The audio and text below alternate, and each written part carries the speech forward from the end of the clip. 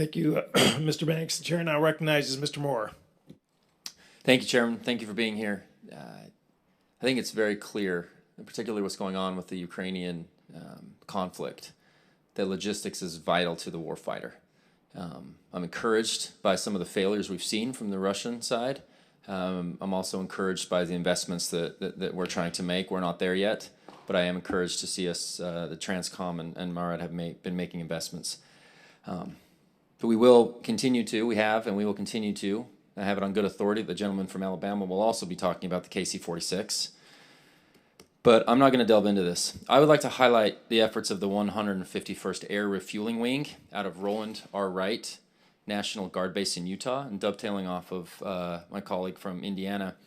The KC-46 is failing to meet expectations in terms of delivery, performance, and capability. Growing pains are expected from any new platform, but we cannot continue to ignore the role the KC-135 will continue to play across our global combatant combats, particularly for the National Guard.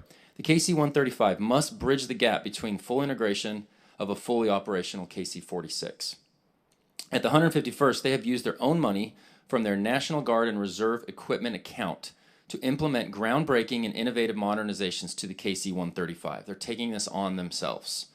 Due to their creativity, ingenuity, and foresight, the 151st has the first tanker to be on the link with the Advanced Battle Management System and the first to possess the ability to connect with other combat platforms.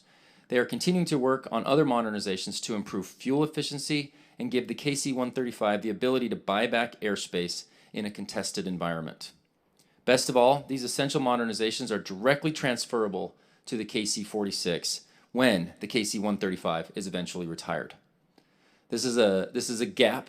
They are working to fill this gap and modernize to make it a more effective aircraft that can be transferred to the KC-146. My question, and General Van Ovost, what has your team done to complement modernization efforts on the KC-135, and do you support further modernization funding to help bridge this gap between the 46 and the 135?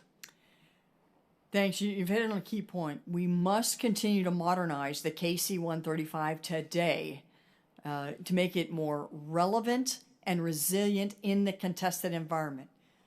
As I spoke briefly earlier, the most important for the survivability is to ensure that they're on that network. And so the innovative and amazing airmen from your wing that have come up with ideas on how to put together a Link 16 and bring it onto the aircraft for the first time that we then used in exercises it has been very, very helpful. And as I talk to my air component about how do we expand that and get it very quickly, and I call it MacGyvering, how do we just get it on the airplane and get it into the hands of the air crew so that they can improve their tactics, techniques, and procedures. And really, this is where I think our Guard and Reserve really bring it strong with respect to innovation.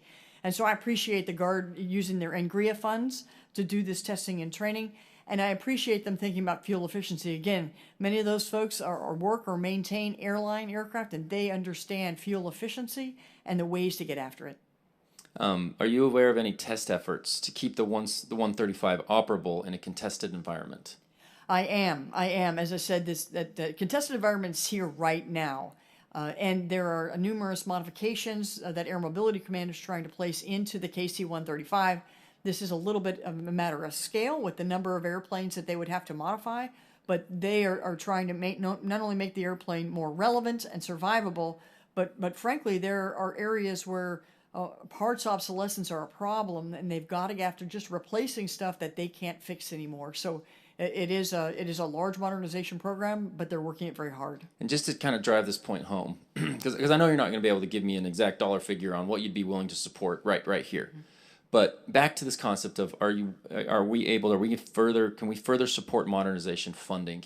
What are the key biggest challenges to being able to find a way to do that? Because we recognize the problem, we recognize we have a very talented and engaged leadership team in Salt Lake City. Congressman Stewart and I work closely with this group. It's an honor to serve them, and you're right, they're taking it on their own. What are just a couple key challenges that are going to keep us from being able to modernize here?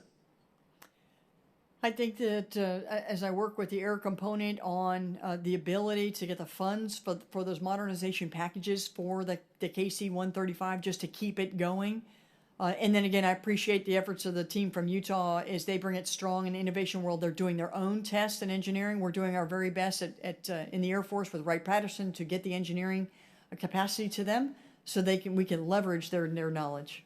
I welcome you to visit. I will be there to greet you and hope that you'd be willing to accept that invitation. Great. Thank you, Mr. Moore.